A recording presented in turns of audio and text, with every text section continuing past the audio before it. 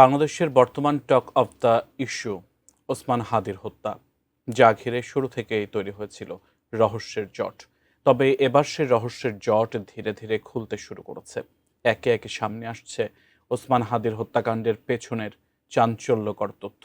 বেরিয়ে এসেছে হাদি হত্যার মাস্টার মাইন্ডও। কিন্তু কে এই মাস্টার মাইন্ড? কার পরিকল্পনায় হত্যা করা হলো জুলাই অভ্যুত্থানের অন্যতম সংগঠক ওসমান হাদিকে? বিস্তারিত শিহাব ইসলামের ডেস্ক রিপোর্টে।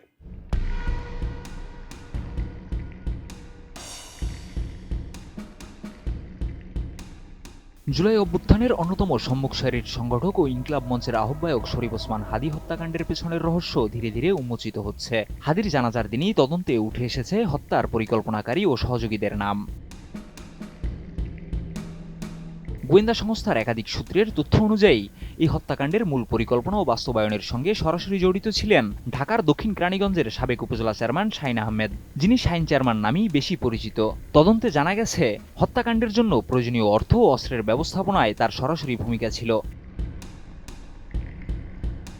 তবে শাহিন চেয়ারম্যান একা ছিলেন না। তদন্ত সংশ্লিষ্ট সূত্র জানাচ্ছে, তার সঙ্গে ঘনিষ্ঠ যোগাযোগ ও সমন্বয়ের মাধ্যমে আরও কয়েকজন ব্যক্তি এই পরিকল্পনায় যুক্ত ছিল।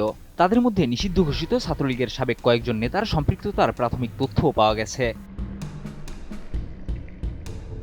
গোয়েন্দাদের দাবি, হত্যাকাণ্ডের পর হামলাকারীদের ঢাকা থেকে সীমান্তের দিকে পালিয়ে যেতে সহায়তা করেন গোপালগঞ্জ জেলা ছাত্রলীগের সাবেক সভাপতি আব্দুল হামিদ। এই ঘটনায় তার সংশ্লিষ্টতার অভিযোগে তাকে গ্রেপ্তারের জন্য অভিযান জোরদার করা হয়েছে। তদন্তে পাওয়া তথ্য অনুযায়ী হামলার আগেও পরে হত্যাকারীদের সঙ্গে একাধিকবার যোগাযোগ হয়েছিল তার। নতুন বাংলাদেশ গড়তে এলো জুলফিকার স্টিল।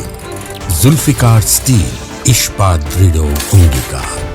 তদন্ত সংশ্লিষ্ট কর্মকর্তারা বলছেন, জুলাই অভ্যুত্থানে শরীফ ওসমান হাদির সক্রিয় ভূমিকা এবং গত বছরের ৫ আগস্টের পর তার ধারাবাহিক বক্তব্য ও রাজনৈতিক অবস্থান আওয়ামী লীগের একটি অংশকে চরমভাবে ক্ষুব্ধ করে তোলে।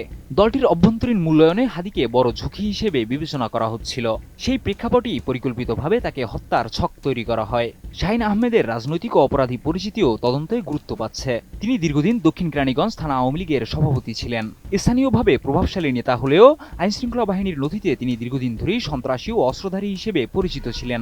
এছাড়া অভিযোগ রয়েছে, শেখ হাসিনা সরকারের সময়কার সাবেক বিদ্যুৎ ও জ্বালানি প্রতিমন্ত্রী নজরুল হামিদ বিপুর ঘনিষ্ঠ হিসেবে প্রভাব খাটিয়ে একাধিকবার উপজেলা চেয়ারম্যান নির্বাচিত হন এবং নানা অভিযোগ থাকা সত্ত্বেও ছিলেন ধরাছোঁয়ার বাইরে।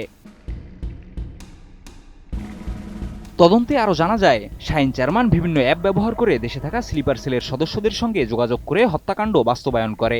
এছাড়া আইনশৃঙ্খলা বাহিনীর একটি সূত্র জানায়, কয়েকটি হোয়াটসঅ্যাপ কল ও খুদে বার্তার সূত্র ধরে শাহিন চেয়ারম্যানের সম্পৃক্ততার গুরুত্বপূর্ণ প্রমাণ পাওয়া গেছে। একই সঙ্গে পলাতক ছাত্রলীগ নেতা আব্দুল হামিদের সঙ্গে হত্যাকারীদের যোগাযোগের তথ্যও মিলেছে। ভারতে অবস্থানরত কয়েকটি গ্রুপ থেকে অ্যাপভিত্তিক যোগাযোগের মাধ্যমে ঢাকায় থাকা সহযোগীদের কাজ সমন্বয় করা হচ্ছিল। শিহাব ইসলাম, ATN নিউজ।